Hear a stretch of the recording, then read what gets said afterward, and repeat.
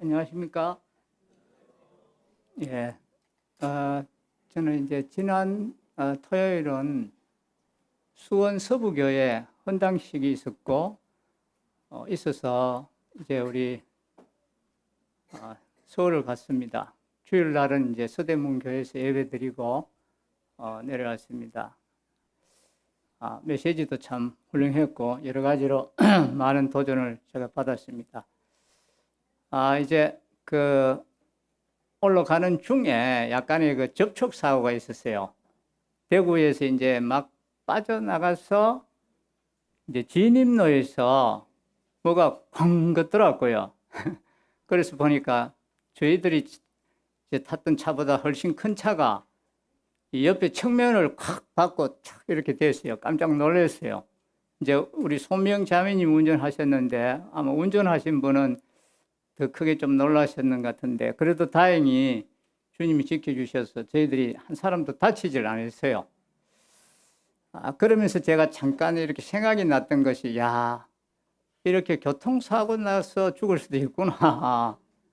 만약에 그 차가 이 창문 문 쪽으로 차고 들어왔으면 아마 우리 5명은 다 죽었을 줄 몰라요. 그 자리에서 3개 이렇게 들어왔던데 그래서 제가 생각한 게 교통사고 나고 사고로도 우리가 죽을 수 있고 또 병 나서도 죽을 수 있고 참 이래도 죽을 수 있고 저래도 죽을 수 있는데 가장 복된 죽음은 우리가 복음을 전하면서 살다가 죽는 죽음이 제일 아름답고 가치 있는 삶이 아닌가 하는 그런 생각을 했습니다. 방금 노인들 오늘 또 특송도 해주셨는데 주님 안에서의 이 노인들이 가장 복된 노인이라 저는 생각합니다. 맞습니까? 예, 맞습니다. 자, 오늘 말씀 이제 펼치도록 하겠습니다. 골로새서 이제 오늘 마지막 이제 다 보도록 하겠습니다. 4장 2절에서 18절에 있는 말씀 보도록 하겠습니다.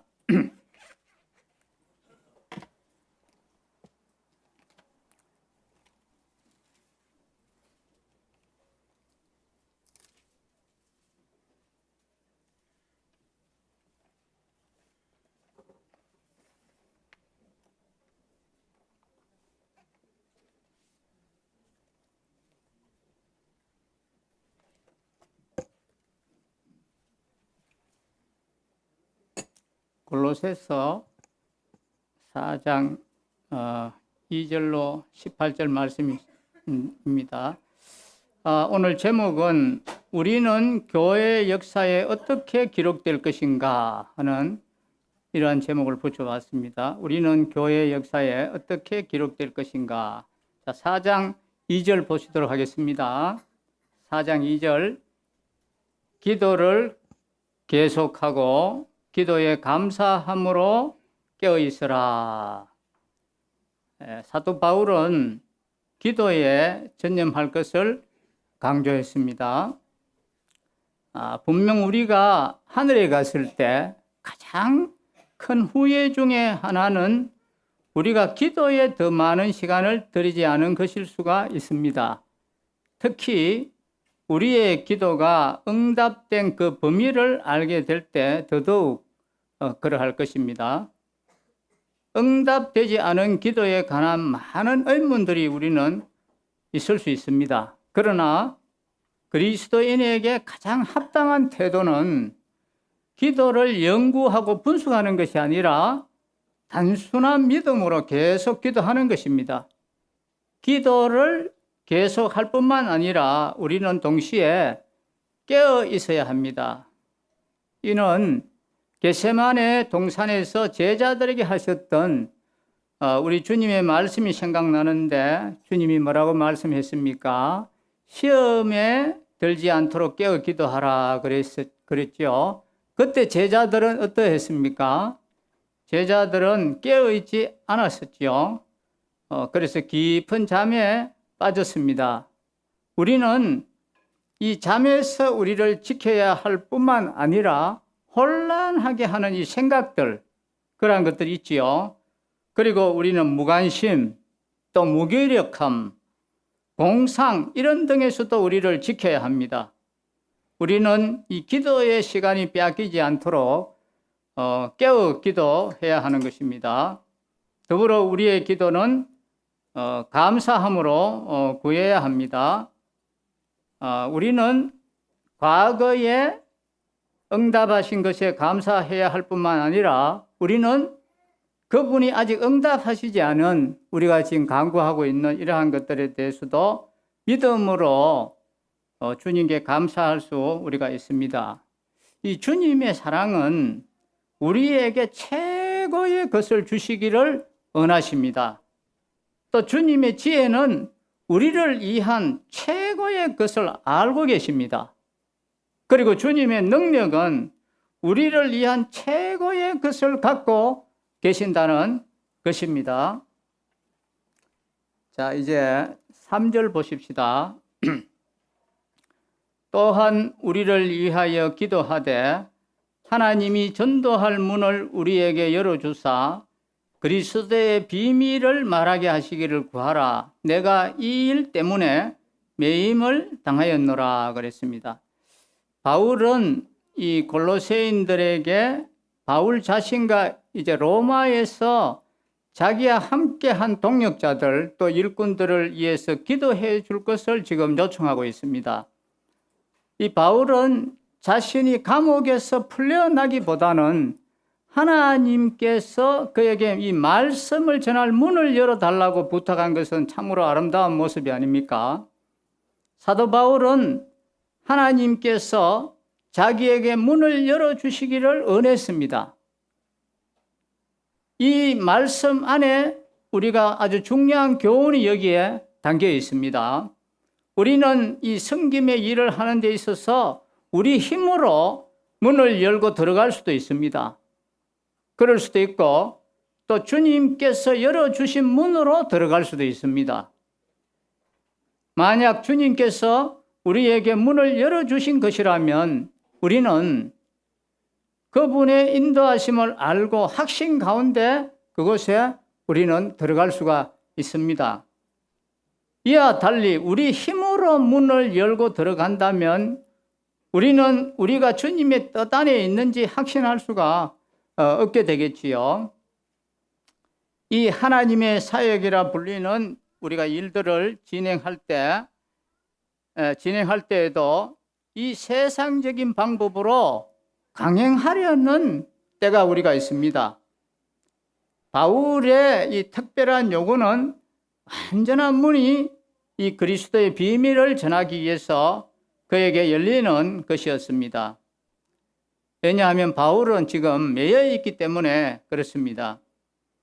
이 구절에서의 이 그리스도의 비밀은 바로 이 교회 진리를 이야기하는데 특별히 이방인들을 위한 그리스도라는 이러한 표현으로 이 정의된 이 교회 진리를 이야기하고 있습니다.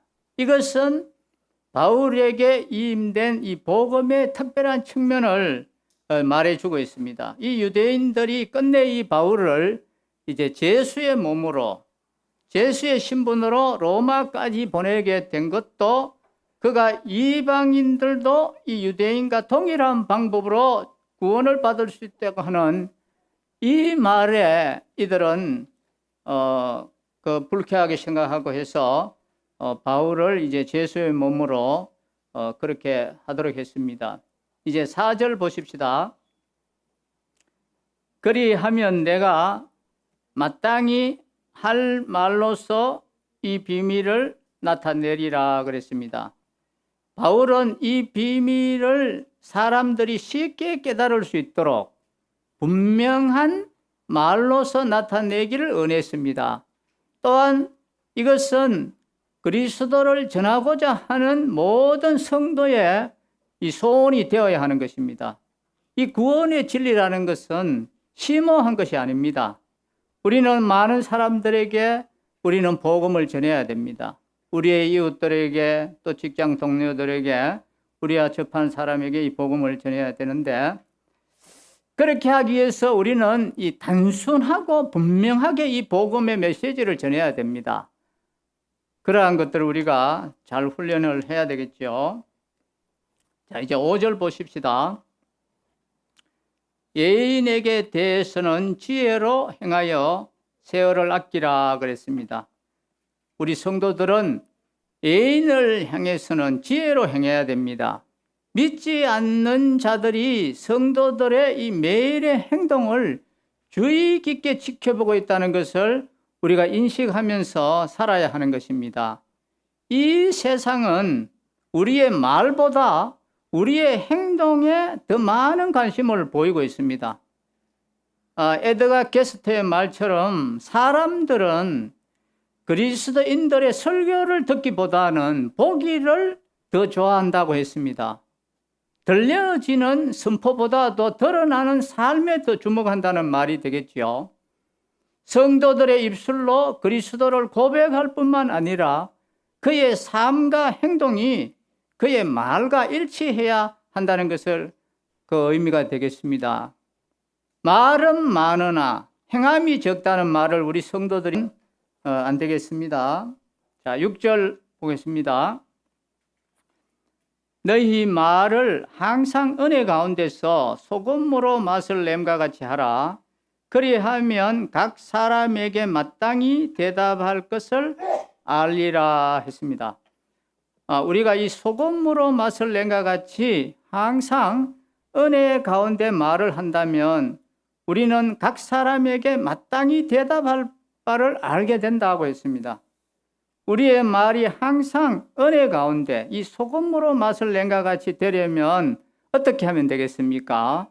그것은 우리의 말이 정중하고 또 겸손하고 그리스도와 닮은 것이어야 하는 것입니다. 우리는 험담하는 말이나 또 경솔한 말, 또 부정적인 말, 날카로운 말 이런 것이 되어서는 안 되겠습니다. 소금으로 맛을 냄과 같이라는 이 표현은 여러 가지 다양한 의미를 가지고 있을 것입니다. 일부 그 주석가들은 소금은 맛을 높이는 것으로 우리의 말이 결코 우리의 말이 지루하거나 또 싱겁고 무의미하게 해서는 안 된다고 했습니다. 항상 우리 말은 가치가 있고 유익함이 있어야 한다는 것을 의미한다고 했습니다.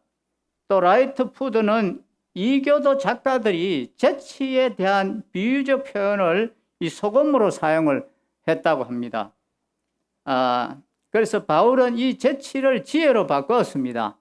아마도 그 의미를 가장 잘 이해하고 설명하기 위한 최선의 방법은 우리 주님의 이 언어를 잘 연구해 보면 우리가 그걸 배울 수가 있습니다. 우리 주님께서 이 간음하다가 잡힌 여인에게 주님은 뭐라고 말씀했습니까? 나도 너를 정죄하지 아니하노니 가서 다시는 죄를 짓지 말라 이렇게 말씀했습니다. 바로 여기서 우리는 은혜와 소금을 우리가 볼 수 있습니다. 무엇보다도 은혜는 나도 너를 정죄하지 않는다 이 말씀이 바로 은혜가 되겠지요. 그리고 이제 가서 다시는 죄를 짓지 말라 이 말씀이 바로 소금인 것입니다.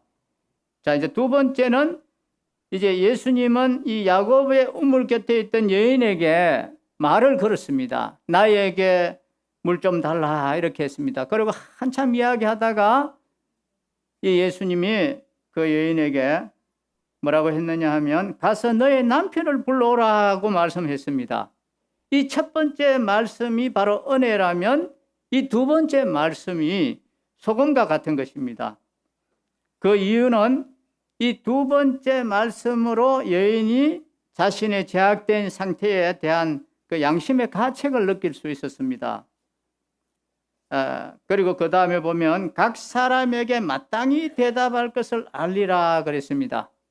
이 아마도 사도 바울은 특히 이 골로새에 자신들의 아주 그럴싸한 교리를 갖고 들어온 영지주의자들을 염두에 두는 것 같습니다.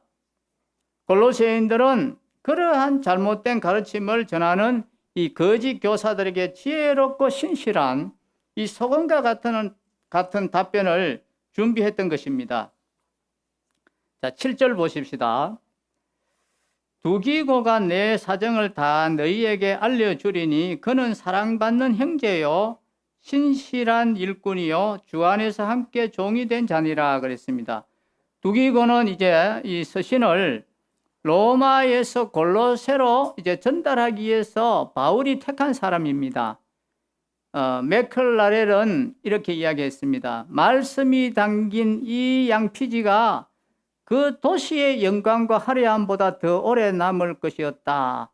바로 그 양피지에 자신의 이름이 함께 기록되어 세상 끝날까지 온 세상에 알려질 것을 당시 두기고가 알았더라면 얼마나 놀라웠겠는가, 이렇게 말을 했습니다.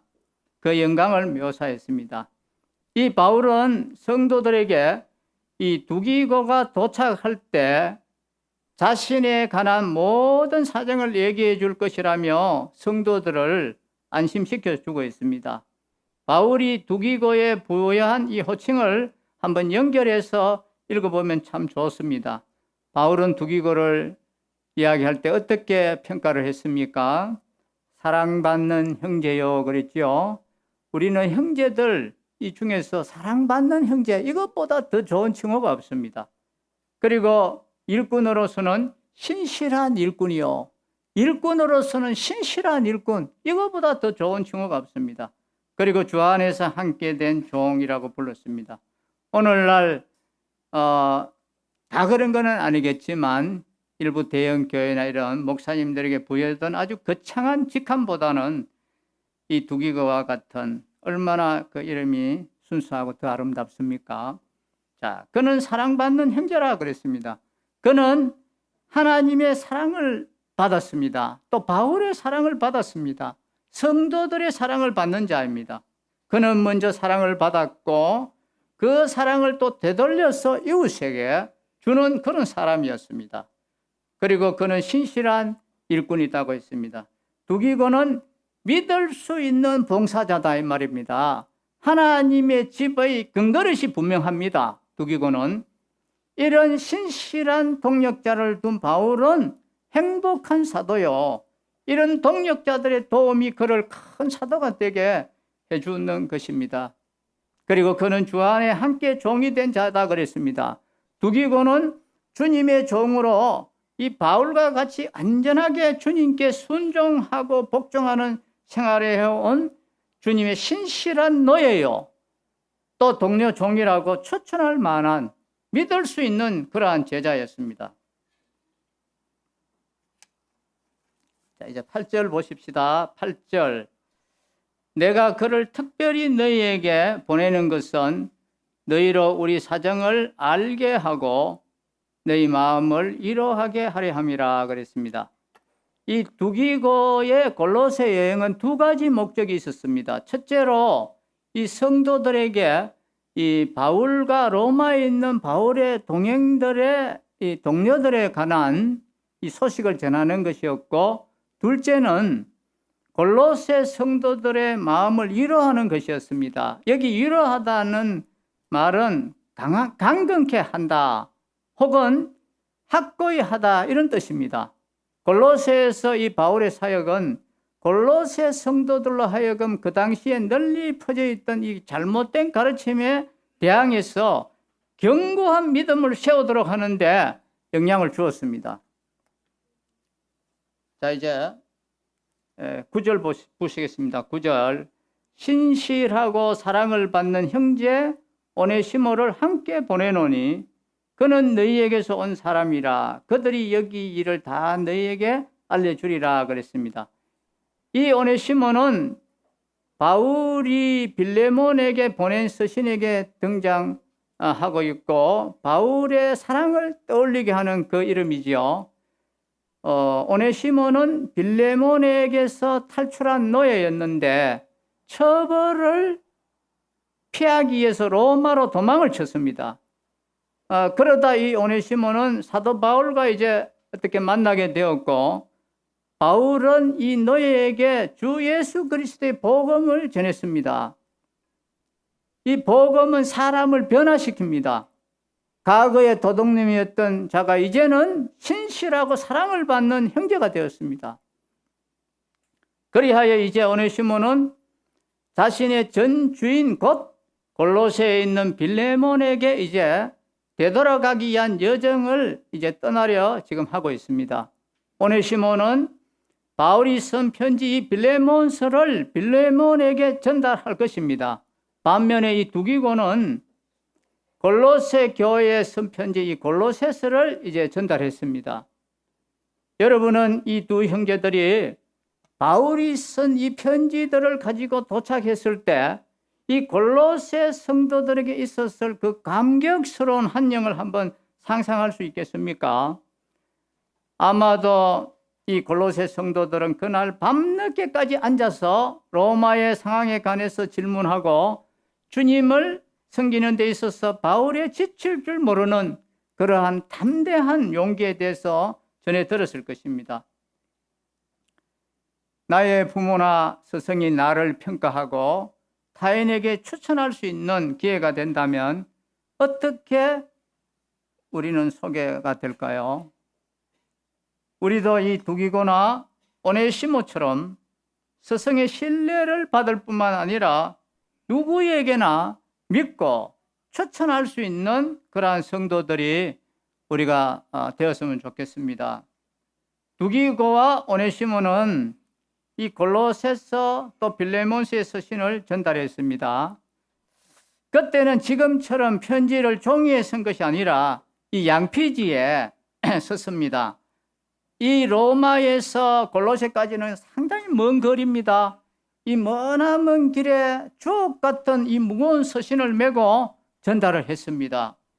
그들의 이 땀의 결실은 오늘 우리가 복음을 믿게 하는 결과를 가져왔습니다. 오늘 나의 수고의 땀이 후대에 많은 사람들에게 유익을 줄 수 있도록 우리가 해야 되겠습니다. 자, 이제 10절 보겠습니다.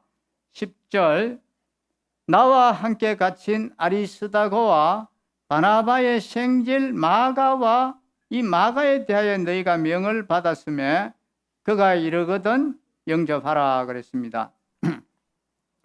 이 마가는 바나바의 여동생의 아들, 조카로서 언급되었습니다. 여러분은 이 젊은이가 바울과 바나바와 함께 처음 선교일을 어떻게 같이 시작했다는 것을 이야기를 기억하실 겁니다. 이 마가는 1차 전도 여행 당시 중도에서 포기하고 예루살렘으로 돌아갔습니다. 마가의 이런 실수 때문에 바울은 이제 2차 전도 여행 때 마가를 남겨두고 떠나야 한다고 결정을 했습니다. 그런데 이 바나바는 또 생각이 달랐습니다. 바나바는 마가와 함께 가겠다고 주장을 했습니다. 그러한 이런 주장의 차이들 때문에 결국은 두 일꾼 사이에 분열이 일어나게 되었습니다. 하지만은 이 마가는 결국 그러한 실수를 극복하고 변화되어서 바울의 신임을 얻기까지 회복했습니다.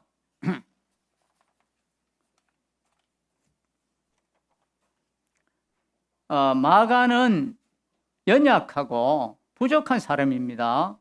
그러나 일어나서 걸어갔습니다.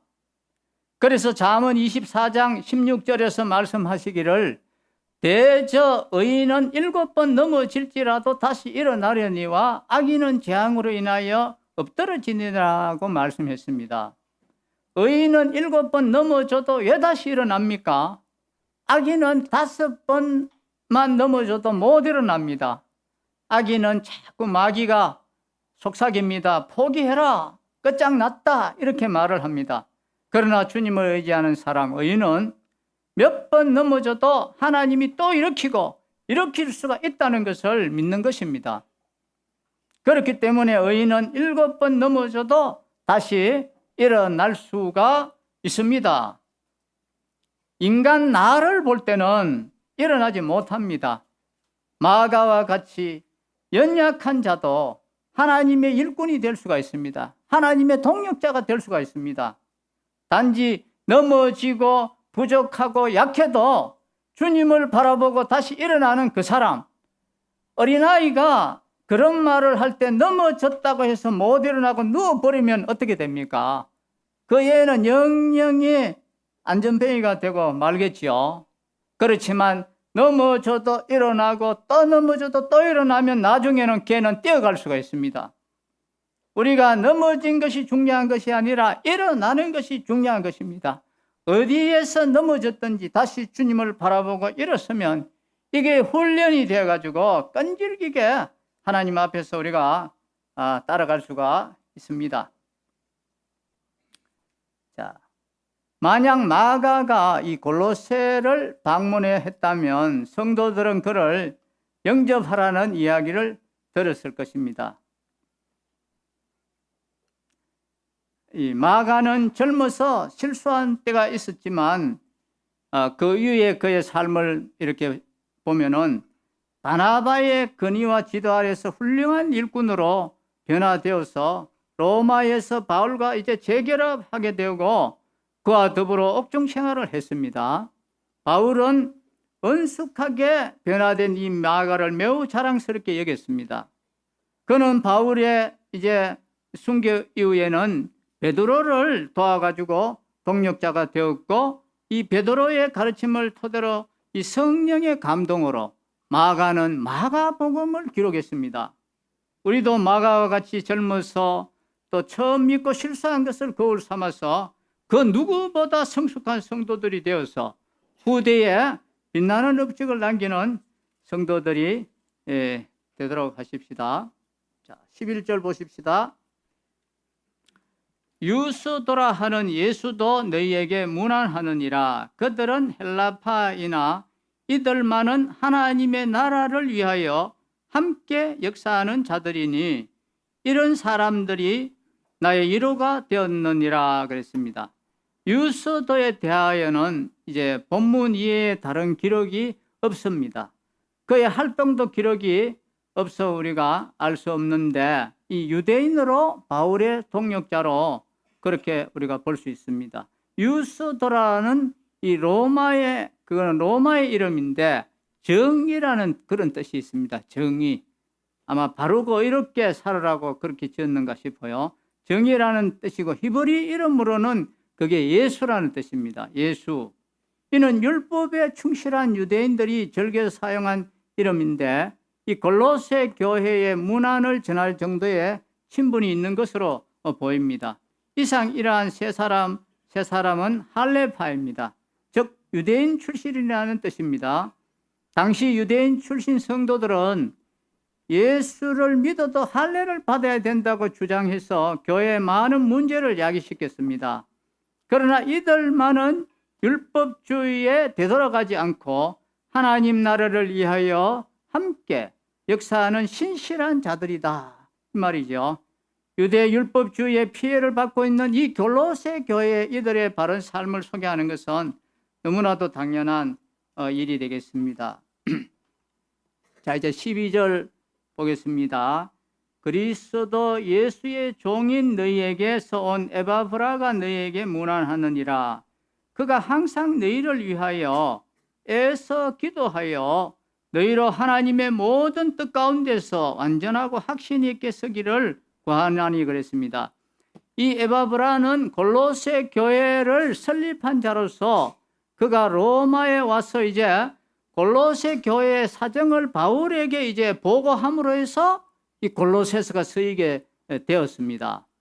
그는 지금 바울과 함께 이제 옥중에 머물면서 바울의 옥중 수고를 나누는 그러한 중에 이 골로새 교회를 위해서 애써 기도하고 있습니다. 바울은 그를 가리켜 자신과 같이 그리스도 예수의 종이라고 부르고 있습니다. 그는 복음을 아마 에베소에서 바울을 통해서 이 복음을 들었는 것 같습니다. 고향에 이제 가서 루카스 이 골짜기에 위치한 이제 그 골로새 또 라우디게아 히에라볼리 이 세 곳에 교회를 개척하고 잘 양육을 한 그러한 그리스도 예수의 종이었습니다. 그러나 이 교회들에게 이제 각종 이단이 침투하자 로마에 와서 바울에게 이제 구조를 요청했습니다. 바울은 그리스도를 바로 가르치고 이단의 정체를 밝히는 편지를 써서 이제 두기고 편에 보냈습니다. 이런 형편에 있는 에바브라는 골로새 교회가 하나님의 모든 뜻 가운데서 안전하고 확신 있게 쓰기를 구하였습니다.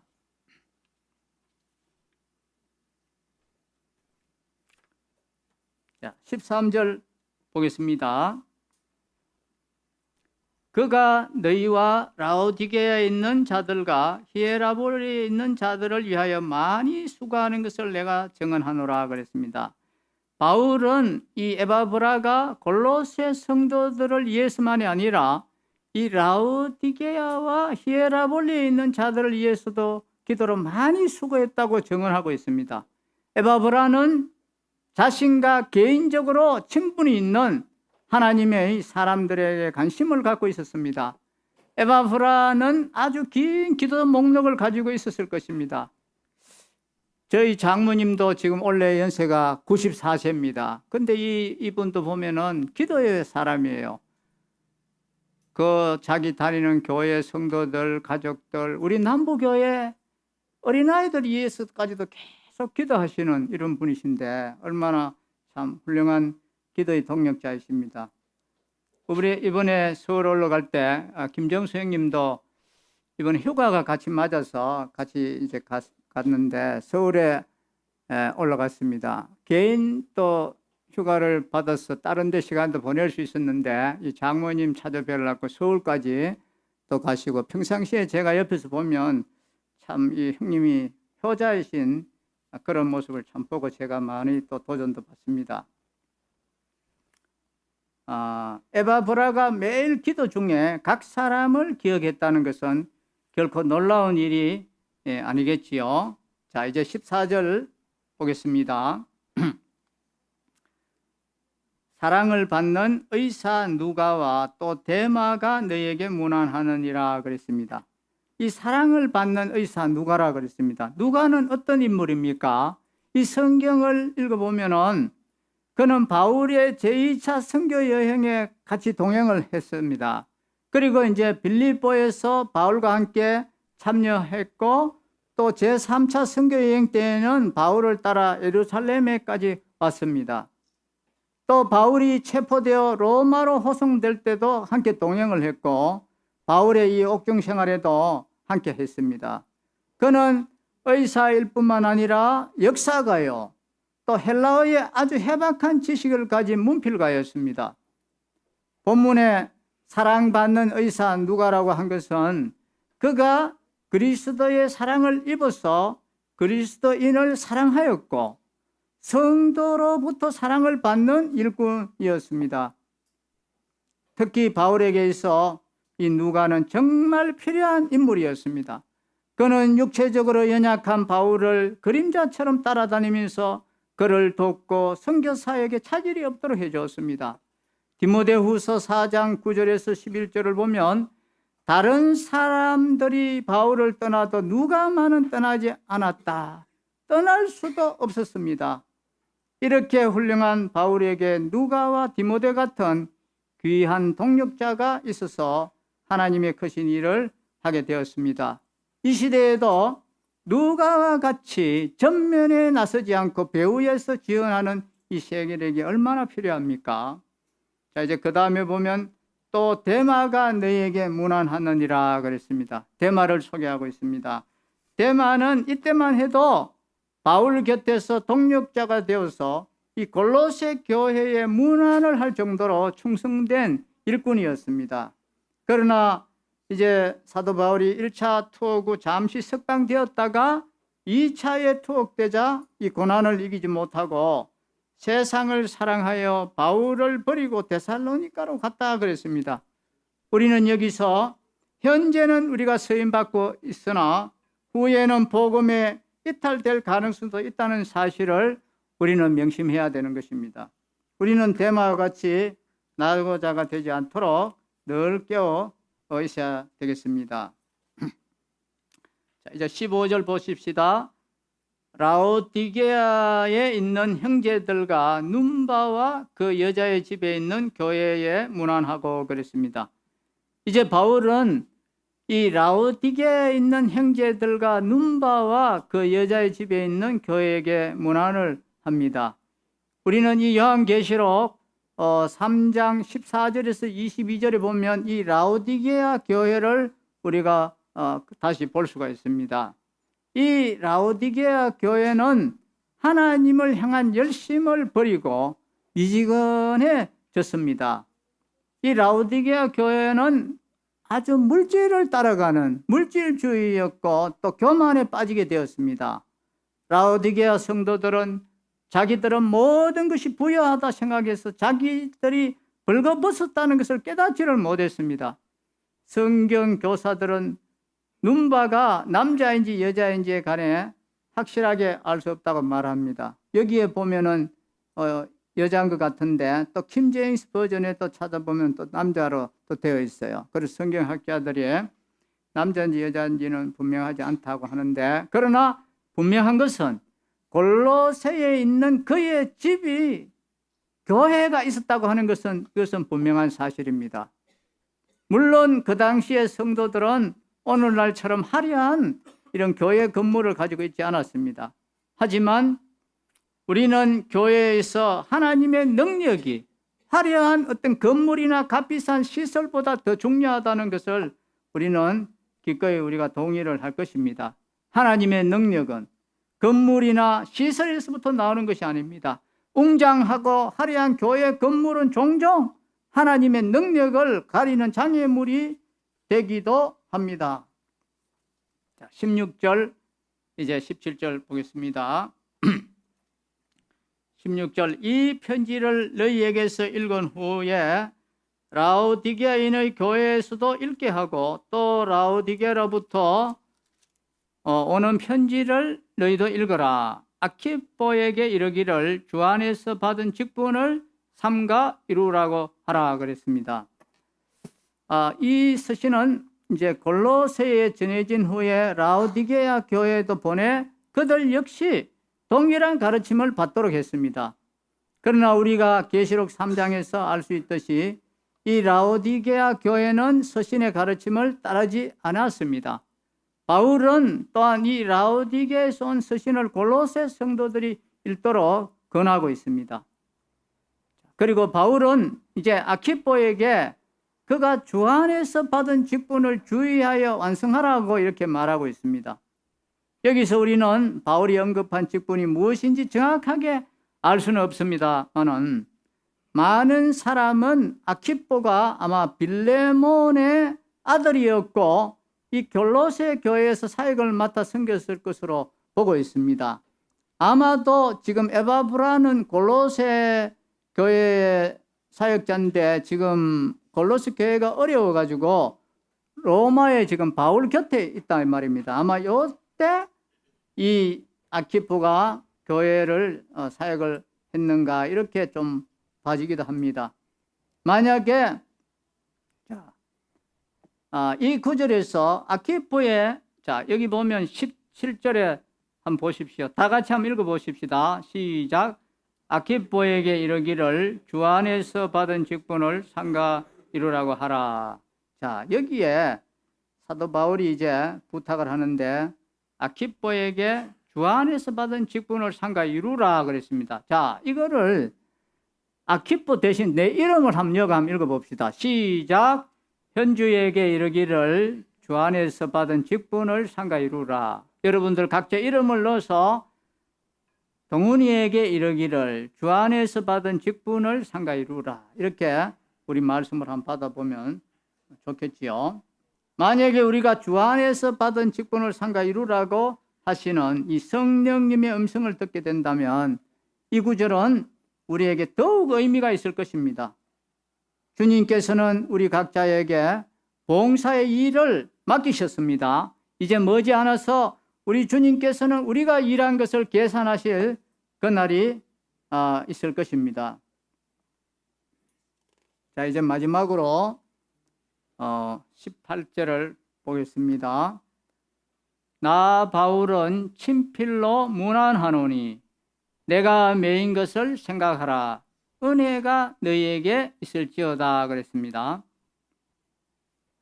자, 바울은 지금 자신의 이 친필로 마지막 인사말을 기록했습니다. 친필로 편지를 마칠 때쯤 이 자신의 오른손에 묶인 이 쇠사슬이 얼마나 불편했겠습니까? 그러나 이것이 그로 하여금 골로새인들에게 전할 그 말이 생각이 났습니다. 나의 매인 것을 생각하라 그랬습니다. 팽과 사슬이 부딪히며 내는 이 소리는 비록 사슬이 전도자의 손을 갉아맬지라도 결코 하나님의 말씀은 매일 수 없다는 그런 울림이 아니겠습니까? 그런 후에 바울은 은혜가 너희에게 있을지어다 라는 말로서 서신을 마무리했습니다. 은혜라는 말보다 더 부유한 말은 없습니다. 우리를 위해 아들을 내어주신 하나님의 모든 사랑이 그 안에 다 담겨 있기 때문에 그렇습니다. 사도 바울은 매임을 바로 생각한 사도 바울의 이 매임을 바로 생각한 사람들은 그 매임 때문에 두려워한 것이 아니고 오히려 이 사도 바울이 매여서도 감옥에서 전도를 열심히 하고 있으니까 우리도 이제 감옥 밖에서 열심히 전도해야 되겠다고 하면서 더욱 열심히 전도를 했습니다. 그러나 우리가 이 고난에 대한 의미를 바로 알면은 이 고난이라는 것은 우리를 가로막는 것이 아니고 고난이 우리의 방향을 전환할 때가 참으로 많습니다. 여러분 그 경험 많이 하십니까? 고난은 우리를 가로막는 것이라고 생각해서 고난이 오면 더 이상 나는 이제 못 가겠다 이렇게 하는데, 그러나 이 고난은 방향 전환을 하는 것입니다. 감옥 밖에 있을 때에 마음껏 전도했는데 이제는 고난 속에서 감옥 안에 있으니까 감옥 안에는 정말 전도를 받아야 할 사람들이 많이 있습니다. 왜 그렇습니까? 죄인들이 가득 차 있지 않습니까? 감옥에는. 그래서 우리 주님이 제일 필요한 사람들이 바로 누굽니까? 우리 주님은 내가 의인을 부르러 온 것이 아니라 죄인을 불러 회개시키러 오셨다고 했습니다. 그러니까 이 감옥 안에 있는 죄인들이 예수님을 제일 필요로 하는 그런 사람들 아닙니까? 그러니 나의 매인 것을 생각하라 그랬습니다. 너희들은 고난 속에서도 하나님의 역사가 일어나는 이 사실을 생각하라 그랬습니다. 그리고 좌절하지 말아라 그랬습니다. 하나님 앞에서 어떠한 여건에서도 역사할 수 있는 것을 기억하라는 것입니다. 그리고 마지막에 그렇습니다. 매였든지 노였든지 주님의 은혜가 함께 해야 된다는 말입니다. 하나님의 은혜가 같이 해야 된다는 말이죠. 그래야만 어디서든지 하나님 앞에서 진정한 봉사가 일어날 수가 있다는 것입니다.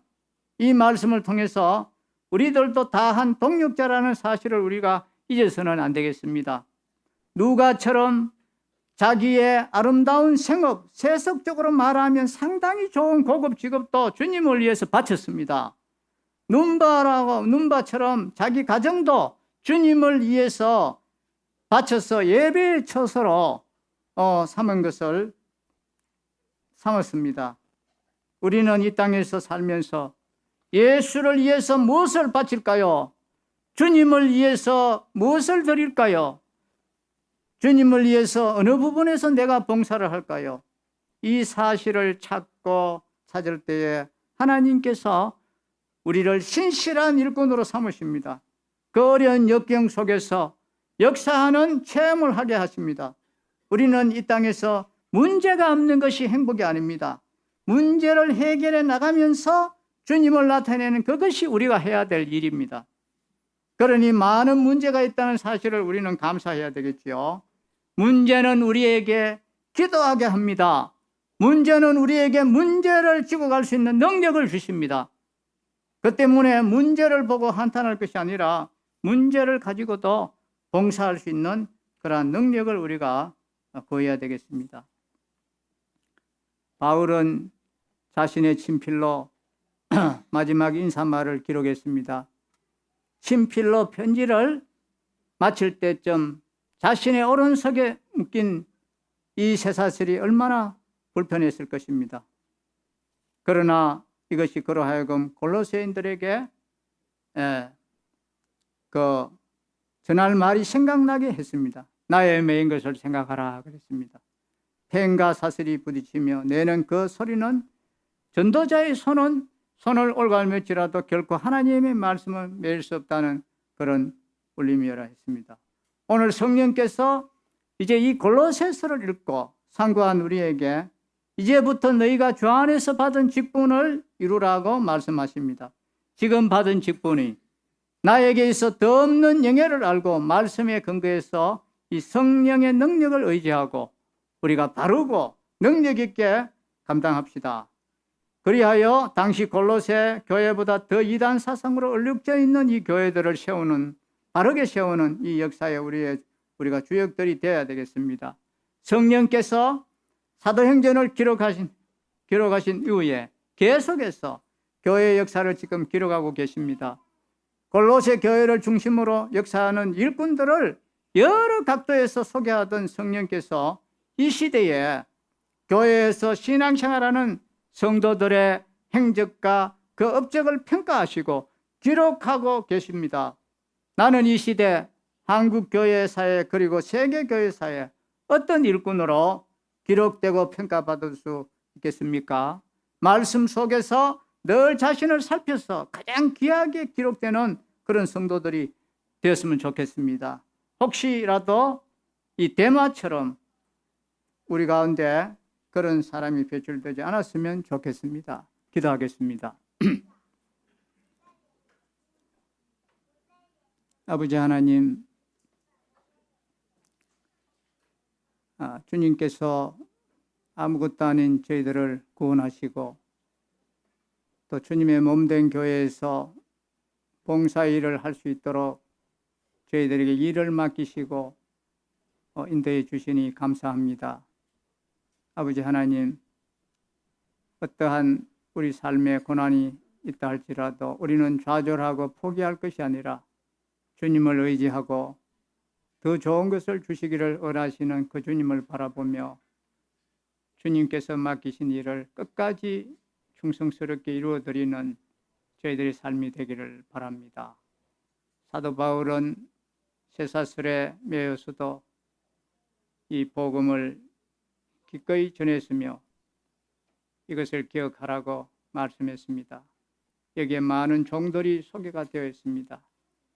그들의 수고로 오늘날 저희들이 복음을 듣고 우리에게까지 복음이 미치며 구원받을 수 있도록 해주신 것을 감사합니다.